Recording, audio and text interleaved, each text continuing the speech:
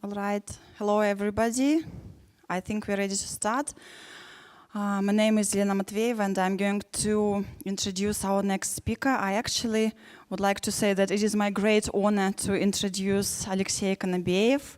I think that he needs no introduction. He is the academic director of Skyeng. All right. Hello, everybody. I think we're ready to start. My name is Lena Matveeva, and I'm going to introduce our next speaker. I actually would like to say that it is my great honor to introduce Alexey Konobeiev. I think that he needs no introduction. He is the academic director of Skyeng and the editor-in-chief of Titul Pblishers. And today he's going to speak about new CEFR features, we hope, because we're all here to know about that, yes. So the topic is called When Creating a Language Environment is Not Enough, Materials Development and New CEFR Features. Okay, thank you very much. And yes, that's true. We're going to talk today about the new features which have been appearing in CEFR because there has been an ongoing project which started back in 2018 and it's still going on and it's going to go on for a couple of years when new things are being introduced into CEFR. But one of the things that I'd like to focus on is what these new features and what these novelties mean for us as not only developers of materials, but also people who develop our own courses, people who choose textbooks, and people who produce lessons. And when I say produce, I mean not only making the plans for the lessons, but also collecting materials, selecting textbooks, and stuff like that. So CEFR is important, as we all know. We know that most textbooks, if not all, are aligned with CEFR. Exams, most of them are also aligned with the Common European Framework for Languages. And courses are supposed to be aligned with this framework. And that gives us a general understanding what it means, for example, to be, say, a B2 or a B1 level speaker of English. But the thing is that there have been, and there still are, a lot of questions. So let's take a look at them. The first question is this. We all know the CEFR levels. There are names for levels as well, like, Waystage, Vantage, and stuff like that. And we also know that a lot of publishers traditionally have been using such names as beginner, elementary, pre-intermediate, intermediate, and so on. And even though at first sight it seems that there's the same number of CEFR levels and the levels that publishers use, we will see that there is a difference between these two categories. And for example, C2 level falls nowhere with the publishers. Another problem is that if you take different textbooks from different publishers, and for example, it says on the cover that the book is intermediate, you open the textbooks and very often you see that the level is pretty different. And that is the problem. So why does it happen so, and how CEFR can help us? So for example, this is the description of what it means to be a B2 speaker, and it helps us to understand what a speaker can do. But there are some questions, and let's have a look at them. So question number one, what is the level of someone who can only say things like hello, goodbye, how much, knows the number? So that's basically a preschooler who has not had any formal training of English can do when they begin learning English at school. Can we define this level, and does it need to be defined? Because sometimes, even if you don't, even if you know only a few phrases in a language, you can still achieve things. So basically, you have a goal, and you can still do that. For example, you can do online shopping in a language which is not very familiar to you, even if you know just a few words. You can say hello and goodbye, and sometimes even this is enough when you travel abroad. And like when you're traveling in a different country, and when you want to order something on the menu, and to say thank you. So basically, that means that you can communicate, even though in a very limited way. But so far, there has been no specific level for this. So the question was whether one needs this level. The next question is this. Do we really know what it means to be a B2 speaker?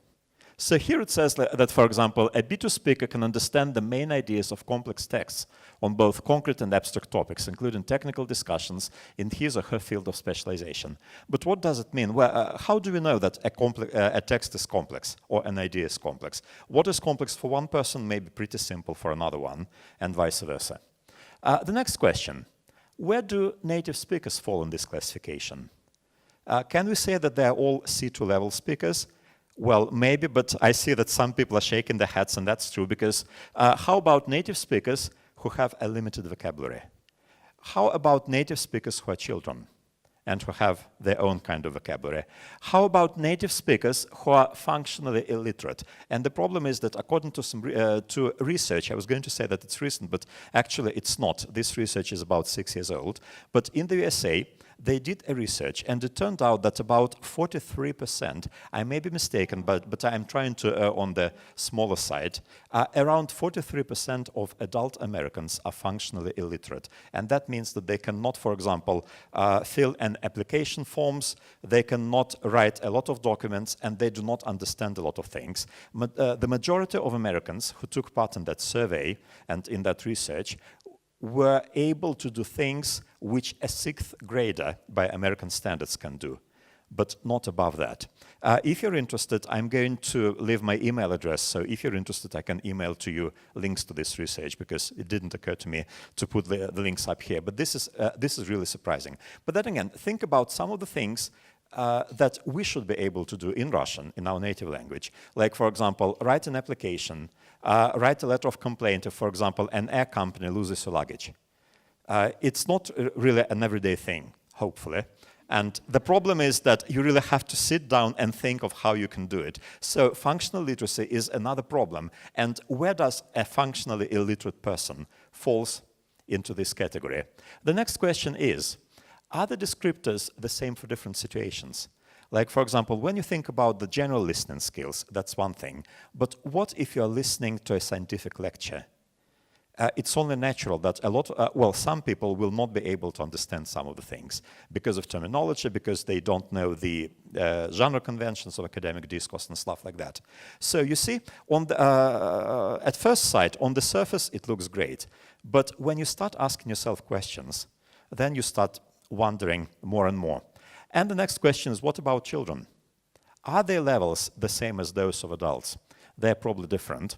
And here are some more questions. I'm sorry, but when I was thinking about that, I kept asking those questions to which I was trying to find the answers. And I'm going to give you the answers to some of them. Well, not me, the CEFR developers. So how about new areas of communication? For example, online communication. For a lot of online communication, we don't really need so much of linguistic ability. We don't need such a huge vocabulary and stuff like that, and we can still be successful. What about computer-assisted communication when you use translation software? What about artificial intelligence? A few days ago, I was trying to find if trying to see if there is any artificial intelligence software that could actually write text for you, because I was thinking about text development, and yes, there is. I found a few free software, examples of free software. It is not very good when you expect it to write more than one paragraph. But when you want it to write a paragraph, that's fine. So for example, for all of you who are thinking about and struggling with writing text for your textbooks or for your lessons, why not use that software? It's absolutely free. So basically, like for example, I typed in, if you want to, during the coffee break, I can give you the names and the addresses of that software, where to look for it. So, for example, I typed in the beginning of the phrase, "The London Underground is the oldest in the world." And then it wrote half of the sentence. Then I clicked on Continue button. It wrote the next half of the sentence. And in a few seconds, I had a very good paragraph which told me about the length of lines, how many carriages there are, how many passengers are carried daily, and stuff like that. And that was really interesting because I learned from that artificial intelligence because it collected information and put it into a very concise text. The next question is, what if a mute person is learning a language but can only speak using sign language?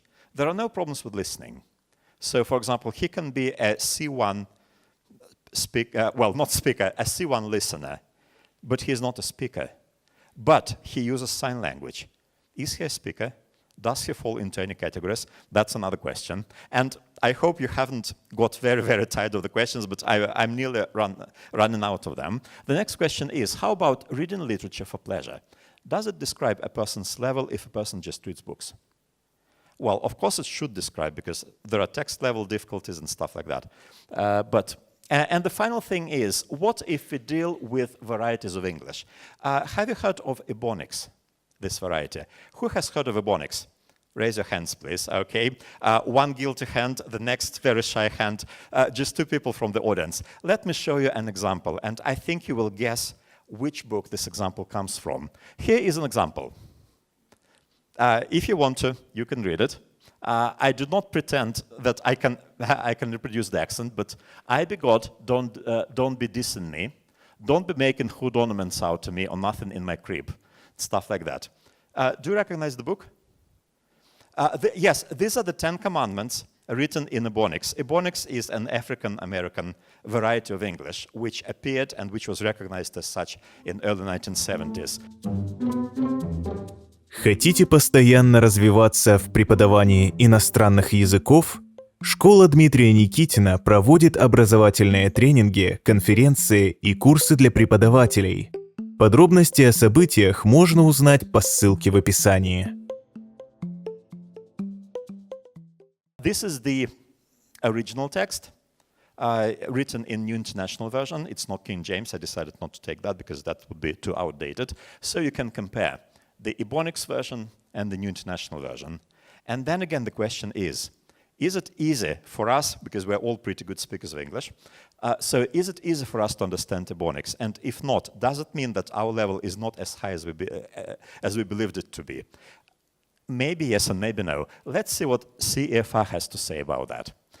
So as I said, there have been ongoing changes to CEFR since 2018. One of the changes is this. They have introduced and described a pre-A1 level for this situation when a person speaks only a few phrases or recognizes a few phrases. The next thing is that they've introduced B1 plus and B2 plus levels, which basically describe pre-intermediate and upper intermediate, which is a really nice addition, really, because it helps the publishers to understand how to better mark the books, even though most publishers now just say B2 or B1. Online, for online conversation and discussion, and for goal-oriented online communication and transactions, for using telecommunications and giving information. Now there are descriptors, which is good. And additional descriptors and some changes to existing descriptors have also been added. And the idea of mediation, which was there, but it was a very minor idea back in 2001 when the original CEFR was published, this idea of mediation has been expanded. And separate descriptors were collated for young learners, and they fall into 2 groups. A group of 7 to 10 years old and group of 11 to 15 years old. And there is a new phonology scale. And there are descriptors for sign language. So all those questions that I have been asking you, to most of them, there are now answers. But let us take a look now at what it means for us as teachers, materials writers, and developers. So first of all, here are the materials, which you can see and read for yourselves. I'm going to leave the presentation. The presentation, as I understand, is going to be available to the members of the conference, to the participants. So I've created a Google Drive folder so you can download it from there so that you wouldn't have to Google for them. Right.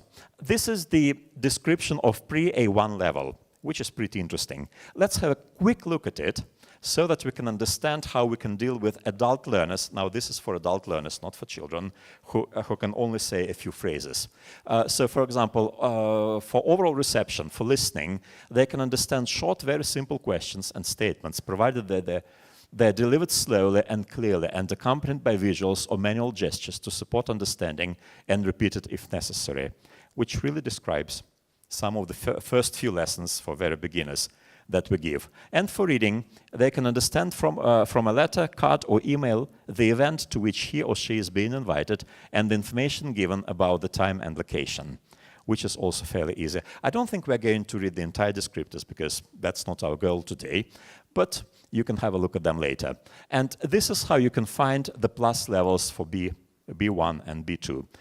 You see, there is a line there separated from the main B1 by a thin line, so it's easy to identify them. And here are descriptors for online interaction, conversation, discussion, but there's no point discussing these things really because you can read them very easily in case you need them. Let's take a look at some of the more practical things. One question is, how familiar should the students be with the topics of our lessons and materials?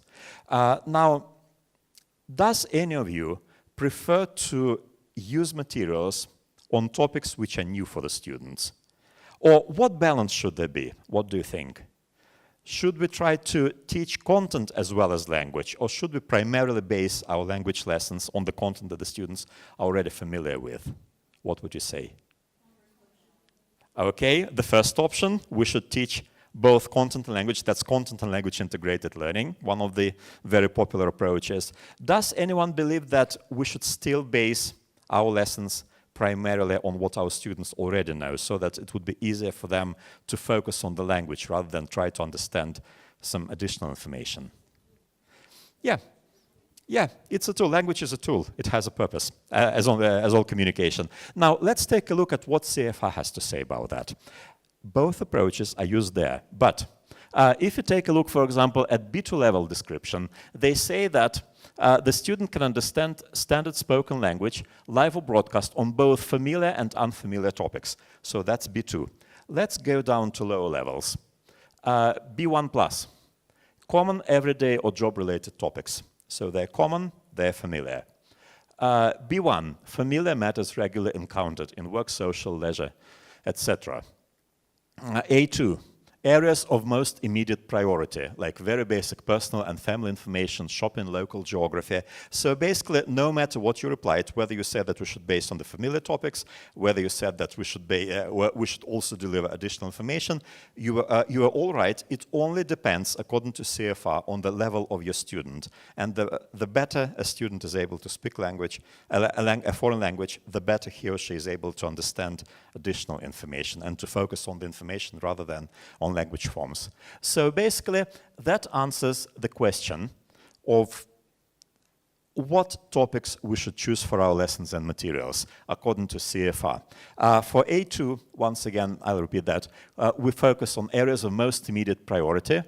For B1, we focus on common, everyday, or job-related topics. And for B2 and B1+ as well, we talk about both familiar and unfamiliar topics, which are normally encountered in personal, social, academic, or vocational life. But still, they talk about topics which are normally encountered. Even if they're unfamiliar, that means that, for example, it's not a very good idea to find some very obscure topic, like, for example, I don't know, what pets Jane Austen used to have, and if she used to have any pets. That's probably not the kind of topic which would be useful even for B2 students, even though this is part of the pets and nature topic. Still, that would not be a very good idea.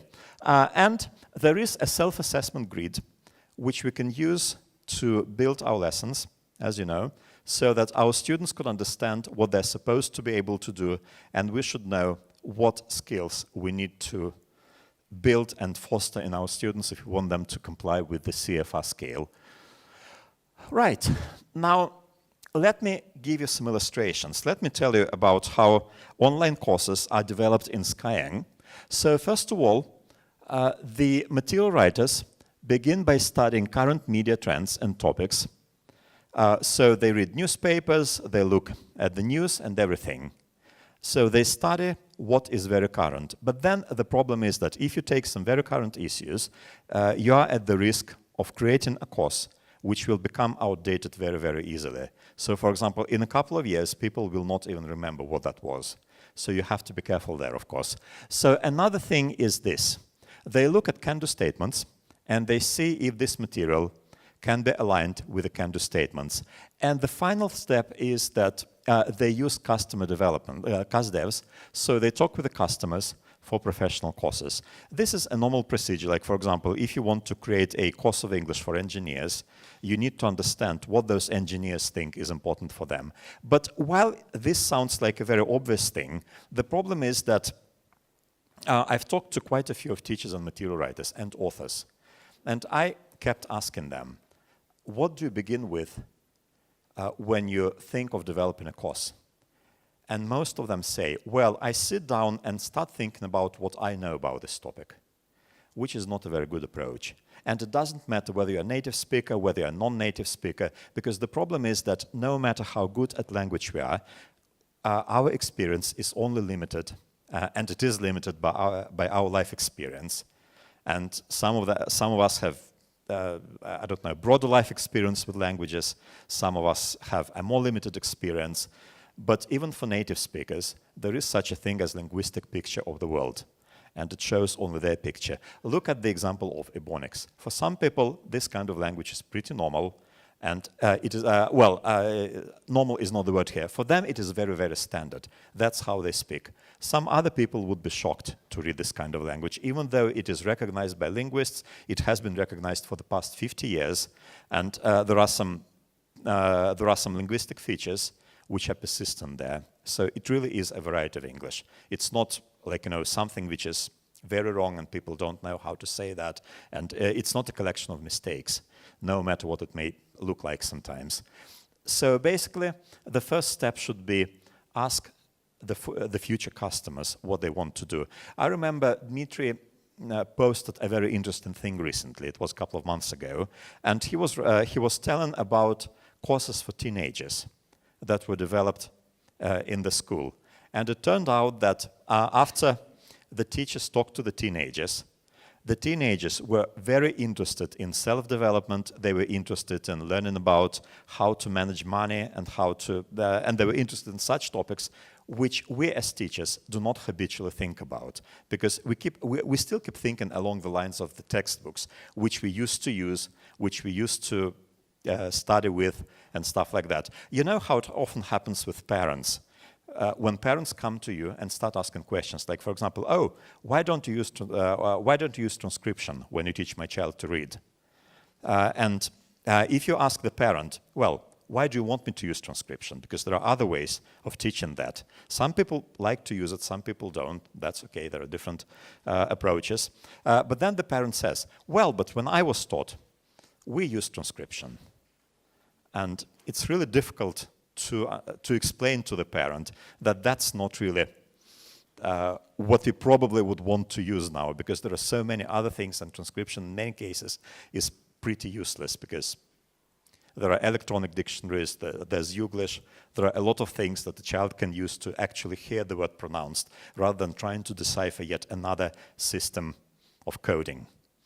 The next step is the material writers create a course roadmap, which looks very much like a map of the book. Then this roadmap goes to me, and I check it against the CEFR levels, I check against other things, I use some tools to make sure that we really fall into that category. And then we take this roadmap to material writers who, together with content producers, develop materials. They find interesting twists. They ask screenwriters, professional screenwriters, to write scripts for the lessons, like, interesting twists, interesting characters, and so on, so that a lesson would be interested to study.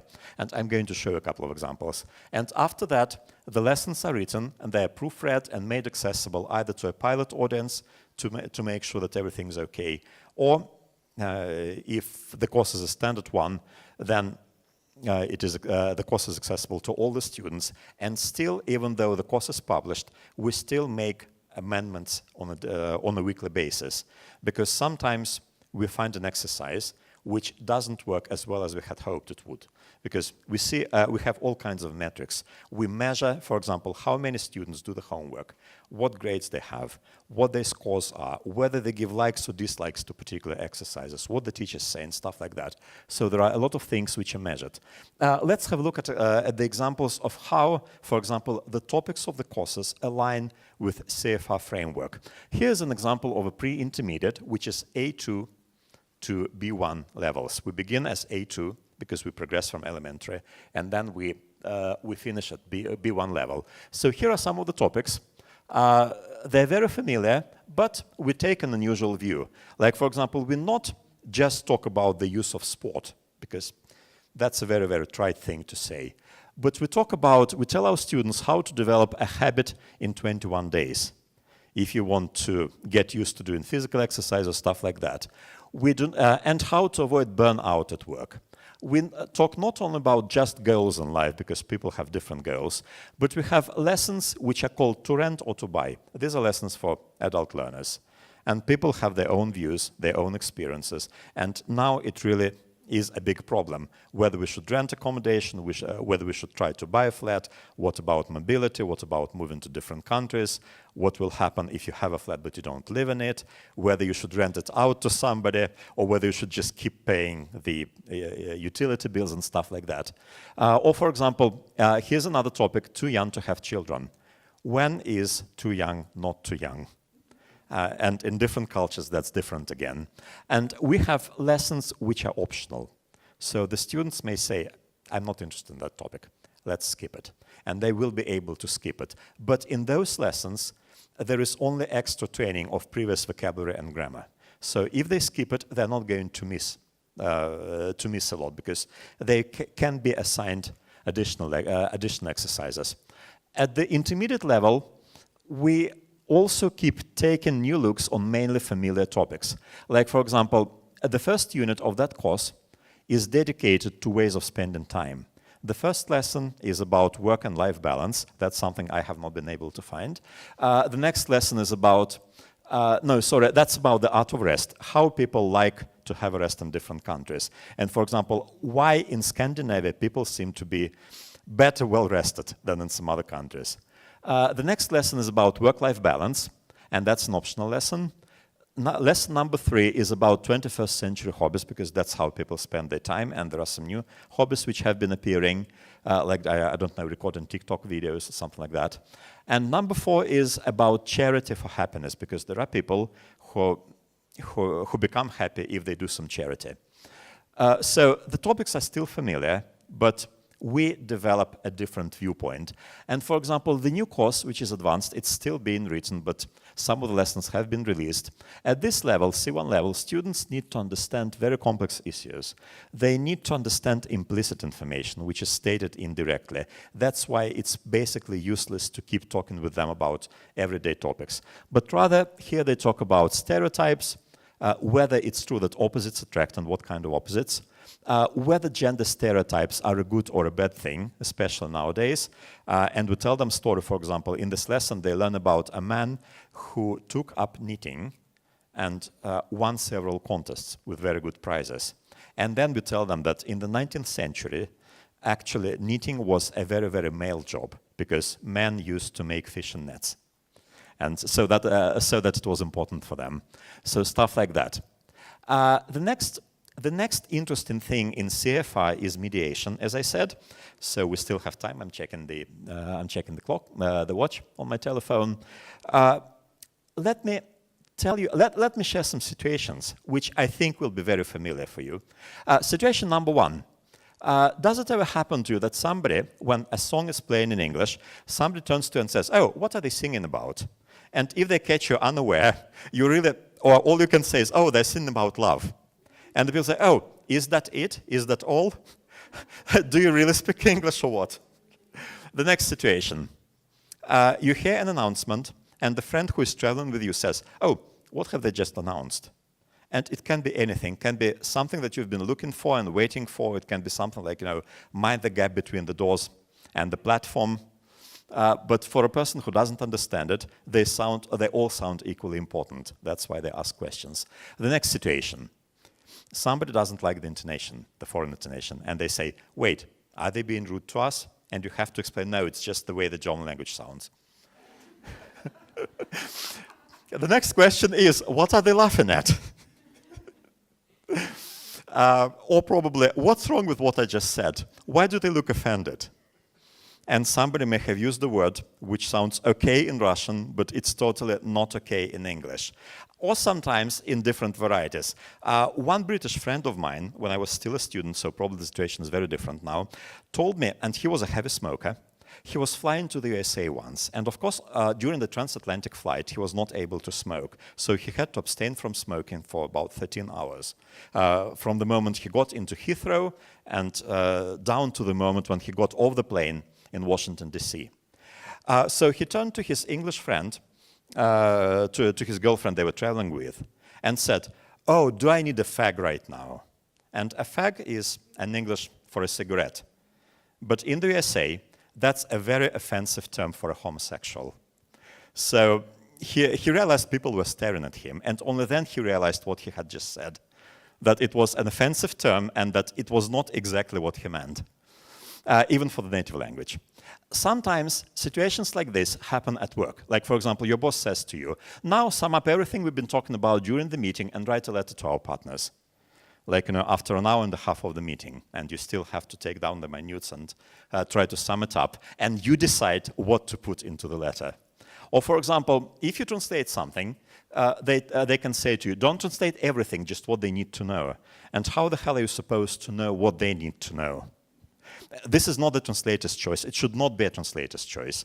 But people do it sometimes.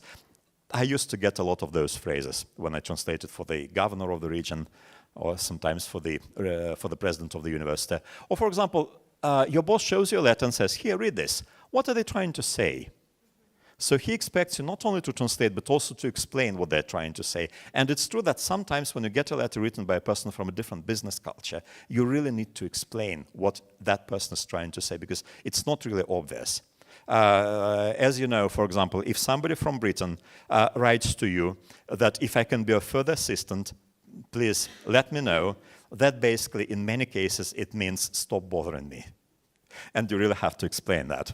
Or, for example, a student can say to you, sometimes, not very often, hopefully, I'm not interested in this lesson topic. Can we do something else? It does happen sometimes. Or, for example, I don't like this idea. I think it's offensive. I don't want to talk about that.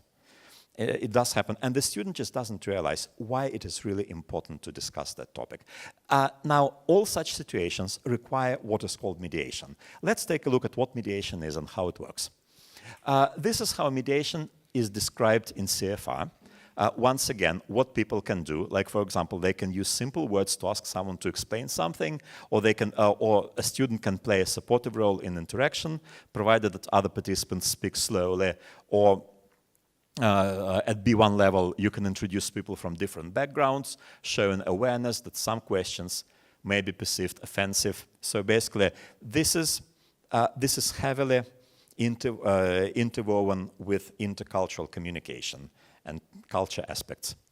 But what does it mean for us, teachers and students and material developments? And of course, there are can-do statements for the students. When we talk about mediation for students, there are several types of mediation. Text mediation means that the student can convey its meaning, the meaning of the text, so that the interlocutor would understand easily. If you have a text which is difficult, it means that we need to do it ourselves, and we need to teach our student not to blurt out everything onto the interlocutor, but rather break it down into smaller bits. Say in a couple of simple sentences what those bits mean. And it's not such an easy thing. Recently, I was contacted by a colleague who works at Moscow State Pedagogical University.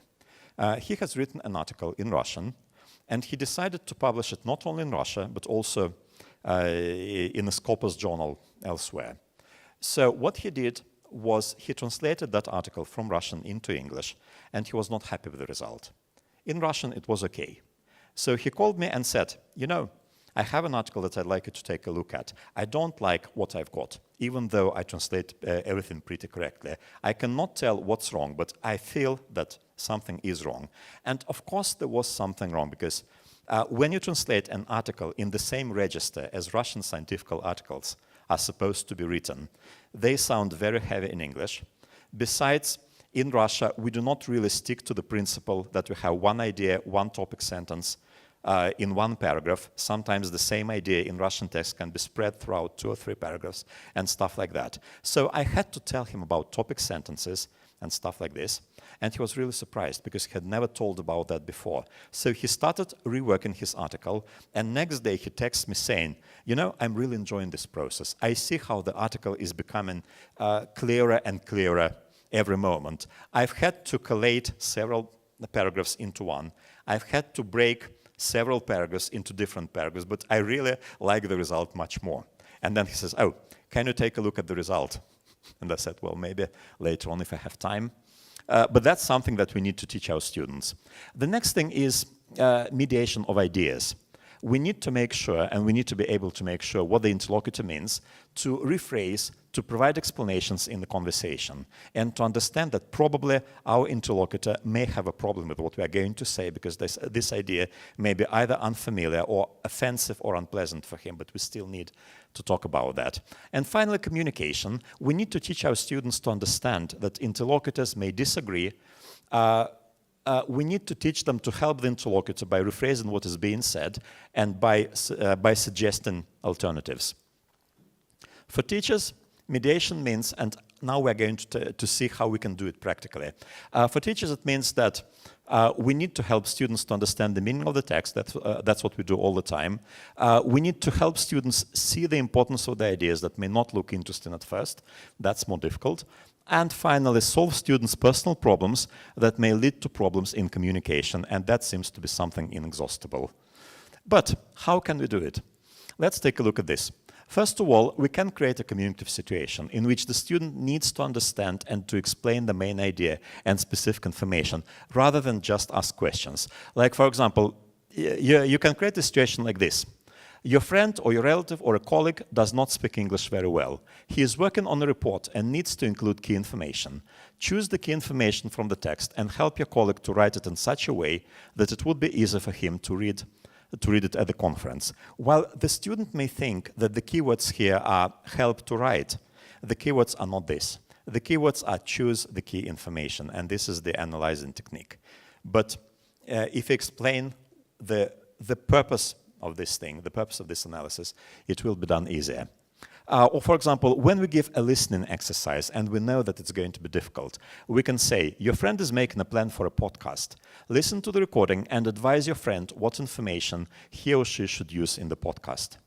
So basically, we provide criteria for selection of materials, but it is the student who does the selection. It is the student who decides which information is going to be used. And basically, what we do is we tell our student, relay this information in different format, which is needed for the situation. But it is us who often have to produce those situations, because if you look at textbooks, very often there are not many situations there. For example, they say, oh, read this very interesting text. And if the text does not seem interesting to the student, or if the text is too long or too complex, then it's going to lose the interest. Or for example, we can create this task for lower level students. Listen to the announcement at the train station to tell your grandmother which train it is, because we assume that the grandmother probably doesn't speak English very well, unless it's one of the grandmothers who are present here. Then listen again to tell when it leaves and from which platform. So basically, this is another very familiar thing. Two types of listening, listening for the main idea and listening for specific information. But once we've created the situation which is related to the student's personal experience, then the student learns not only to hear the information, but also to think about the audience and to relay this information to the audience. Or for example, we can say, read the information and use it to fill in the reference table for your boss. Something like this. But as I said, it is the student who makes the choice of what information to relay and how. Now, let's have a look at this. Let us think about some situations in which a student might need to do the following. Like, for example, using one's own words to pass on information to someone who does not have access to it. What could a communicative situation be?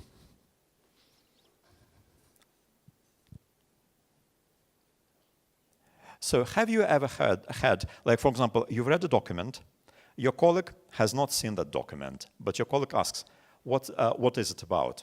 And you start to tell him that. Have you ever been in such a situation? Yeah, that's communicative situation. Like, for example, oh, have you read the new standards? What are they about? Oh, that's a long story. And by the way, has any of you read the new programs for those new standards? They're going to be, as the minister says, they're going to be approved on August 24th. And that means that for all those who work at schools, we will have to adhere to those programs, and the content is written for each and every year. So that, for example, this grammar has to be taught in the first year. That grammar has to be taught in the second year. Those topics have to be taught in the first year. And that also means, by the way, that all existing textbooks will have to be reworked, as well as all those programs for schools. So that's a lot of work. And a new federal list of approved textbooks is going to appear Sorry for breaking this difficult news to you, but that's what the ministry is trying to do now. You can find the drafts of those programs on the website of Институт стратегии и методов обучения, Российская академия образования. Next one, relaying specific information. In what communicative situations may we need to relay some specific information? Giving statistics, okay, that's a very scientific or very academic situation, okay. Can we think about something, this is a great example, can we think of some example which you may encounter on a daily basis? A recipe, brilliant, a recipe. Like for example, this is the pickling season. How do you pickle gherkins? You make great gherkins, how do you pickle them? Do you use vinegar? No? Something like that, okay? Or for example, oh, I've missed that series, that episode in my favorite series. Have you seen it? What happened there? And then you also relay specific information. Explaining data, for example, in graphs. Sorry? Okay, COVID situation, that's right. Yeah, like don't be afraid by the numbers. Look at how many people have severe cases. Yeah, something like that. All right, making a list. Shopping, that's right. So you see, there are lots of things in which we can use situations to create mediation opportunities. And it's not really difficult once you start thinking about that. But it seemed such a very, very abstract idea at first. But then you realize that it's actually very easy. And what about listening and note-taking? Writing a lecture. Right now, some people are taking notes, okay. Yeah, that's true. Or analysis and criticism. Writing a review, okay. Or just asking, have you seen that new movie? Did you like it? Is it any good? Is it really as awful as they say? And that's it. You can also use some concept questions to help your students. If a student does not understand or doesn't feel that the topic is important, you can ask the questions like, do you know anyone who does this? Why do you think they do it? Or someone might do it. What is their goal in doing it? Or what do they do it for? Or is it effective in this situation? Another thing which I really like is the kind of questions that HR specialists like to ask. Because there are different questions which can lead to a lot of language output. Let's have a look at how different those questions are. Like, for example, a question which basically requires a yes or no answer is, does your boss work long hours? And the answer is no, sometimes yes. A more difficult question, which leads to more output, is when does your boss work long hours? Even still a more difficult question, when should your boss work long hours? And finally, when should your boss have worked longer hours? And you see that by phrasing the question, you can really regulate, you can really decide on how much language output you're going to get. Much the same as with such concept questions. But those questions which I have just shown you are used by HR specialists. Unfortunately, I do not know, I have not heard of a single case when such questions were taught at language training institutions, like, for future teachers. So that's something which is good to know. So basically, if you look at mediation, here are some strategies. One of them is linking to previous knowledge. That's one of those concept questions. Do you know anyone who does that? How would you explain it to somebody who is not familiar with it? Breaking down complicated information. Listen and decide listen and advise your friend what should go into his podcast. Adapting language. Listen to the train announcement. Help your grandmother. Elaborating a dense text. A text has a lot of information, and you still need to build on it.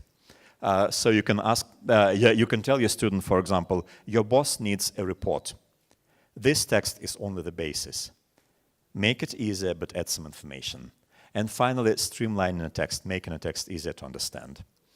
And the thing is that mediation refers not only to text and ideas, but it also refers to use of different varieties of a language and to relaying information from one language in a different language.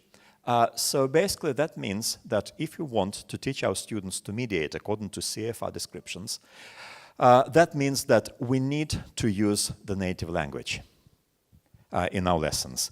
There are a lot of people who say, no, I will never use the native language.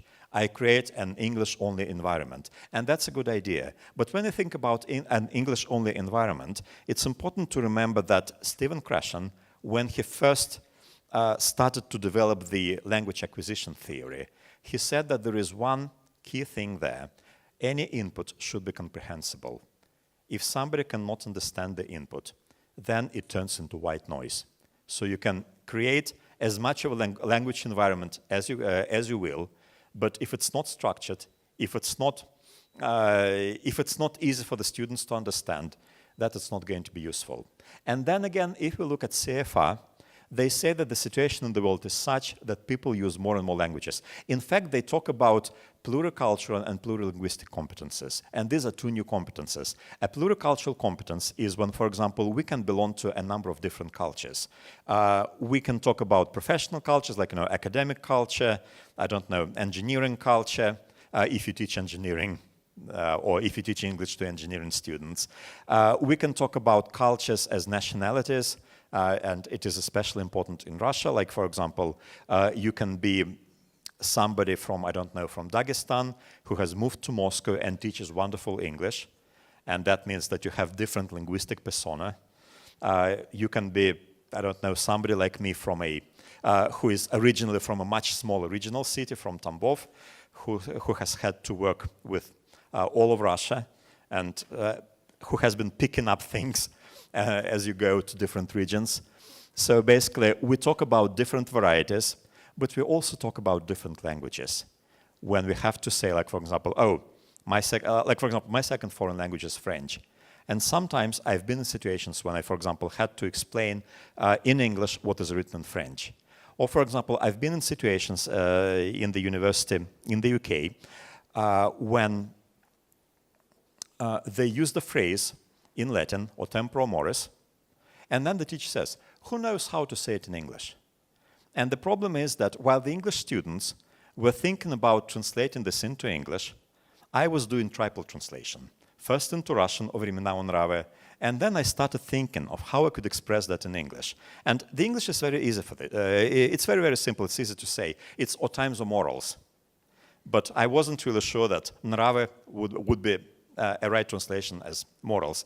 Or, for example, when we talk about those Latin phrases, which can be quite a problem for interpreters, like, for example, хлеба и зрелищ. Who can tell me what the standard English equivalent is? The first part is bread. What about the second part? It's circuses. Circuses, because the Latin original is panem et circenses, which is directly translates as bread and circuses, but in Russian it's just зрелище, генерализация, переводческий прием. But that's really interesting because, like, these are small everyday things, and sometimes we don't realize how many expressions like that we use. And it makes it so difficult to understand. And this is all about language mediation, because we don't always have to translate. We sometimes have to explain what is meant by this. Okay, so what are the implications for lessons? We're nearly finished, because there are about 7 minutes left. So first of all, one of the main things is that there are levels where unfamiliar topics need to be included, whether we like it or not. Starting from B2, we need to include unfamiliar topics, because if we do not, that means that we do not provide our students with opportunities to learn according to CEFR framework. Can-do statements should be used to help students understand how they can use the new language. So it's not just a self-reference guide. They can be used in lessons, and many people do that. A range of regional varieties of English and of students' native language should be used in the lessons to teach mediation, so merely creating language environment is not enough, at least not always. And for example, here is an example of how can-do statements are used in Skyeng lessons. At the end of every lesson, the students are asked, first of all, what they can do, so they tick the box to tell what they can do, but they are also asked questions like, for example, how might the skills above be useful for you? Which tasks did you like the most and why so? Can-do statements come together hand in hand with reflection. And what about textbooks? here are a few textbooks. I'm going to show just two to you very quickly that can be used to practice those skills. Like, for example, this book is written by Tatiana Klementьeva, a very famous name if you think about the very, very historic textbooks, Happy English. Back from early 1990s, and some people do remember it. Tatiana Borisovna is still well and writing new books. She is 76 years old now, and a few new books are going to come out of print very soon. And this is one of her books, which are fairly recent. It's called English for Life. It is very rich in information about life in the UK, and this is basically a reference for those who decide to travel to the UK. It has a lot of topics, and here are some expressions like dialogues, and they include those things which are difficult to translate and difficult to understand. And also it has picture dictionaries inside for those topics, and a lot of things which make life much easier if we talk about preparing students for traveling. And this book is going to come out of print in a couple of weeks, I think, maybe in 3 weeks. This is a new book. It's called Step Lighter. This book is written by a guy who owns a language school in Moscow, and this book is meant for speaking clubs. And not only for speaking clubs, because we decided, when he sent this book to the publishers, I looked at that book, I met the author, and I asked him to enlarge the book. Because initially it had a lot of photos to describe and a lot of questions to use. But what we did was this. This book, like for example, the first book, in total there are going to be 4 books. Each book has 10 topics. Like for example, Family and Friends, which is broken down here in family matters, appearance, character, friendship, and love and marriage. But it has questions on 4 levels. They are marked. So you can decide, you can choose the questions according to the level of the students. And the students can make new questions themselves, if they like to. Then there are exercises. So here are questions by the level. You can take a look at them at the presentation. I can't say that I'm happy with all the 100% of the questions. But then again, I do not have an experience of conducting speaking clubs, and he has. So I think I should rely on the author here. It also has a dictionary for each of the sections and for each of the levels. And this is something that was added. Practice tasks, vocabulary and grammar. So if you want to, you can use them. If you don't want to, then we don't have to use them.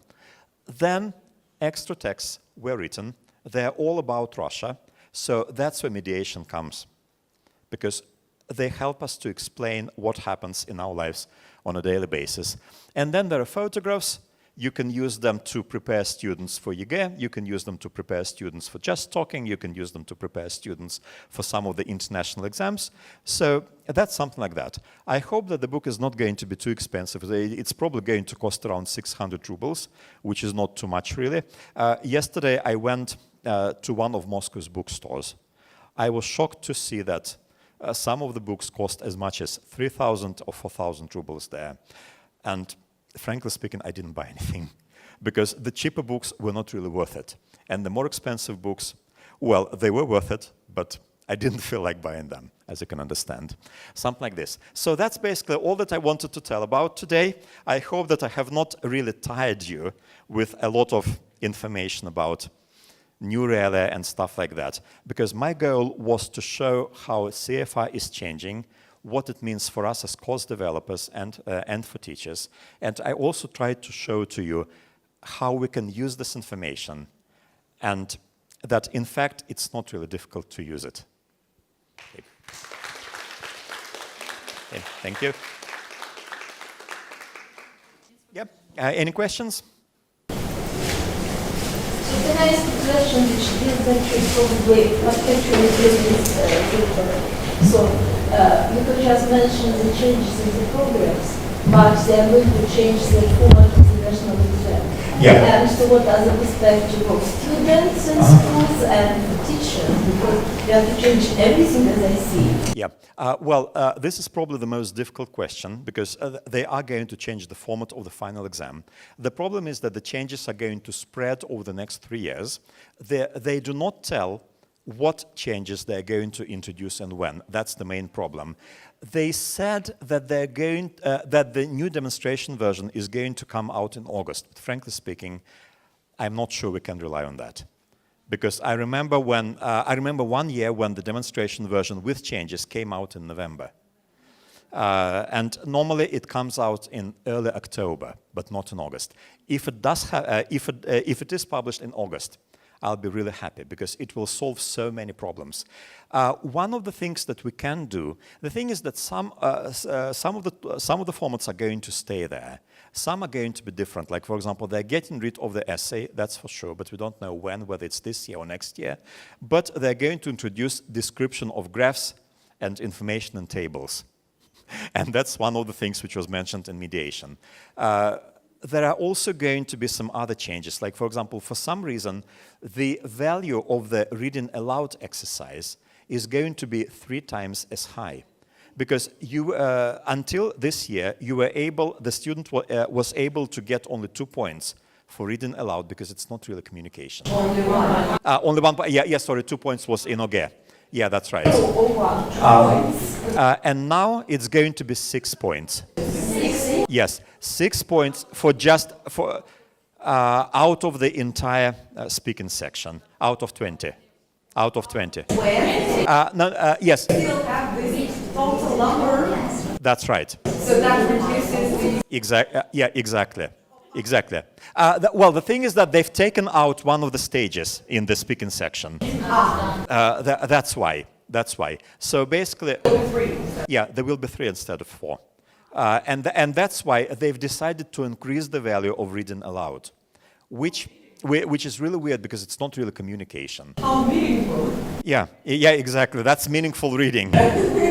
So now if a student mispronounces some words, it will cost him an arm and a leg, unfortunately. And that's important. One of the ways out that I see here is to focus on the skills. Because the problem is that for the next 3 years, we do not know what's going to happen and when.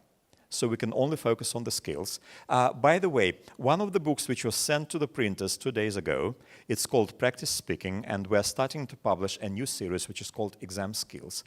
It has training exercises in the new EGE format, but as we all know, we don't know whether you're going to need all the exercises this year. That's why it has also the exercises in the previous EGE format. So basically, it has about, I think, 11 topics. And like in the real EGE, in every practice section, there are going to be different topics, but there is a list of them, so there is an index. You can easily find the topics there. So I really hope that is going to be at least of some use. And we are going to continue publishing this exam skills series, but I didn't even show the book to you today because that was not today's topic. So before being released? Well, it's going to be released, I think, in early September, hopefully, very early September, so it can be used.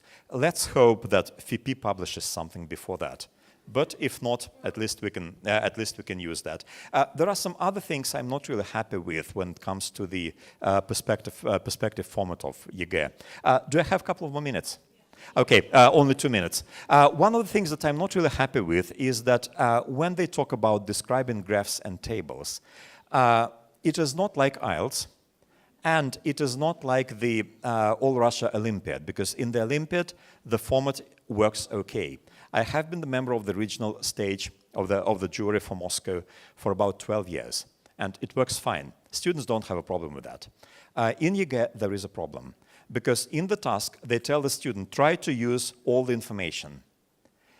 In the criteria, in the assessment criteria, they say the student has selected 2 or 3 key points.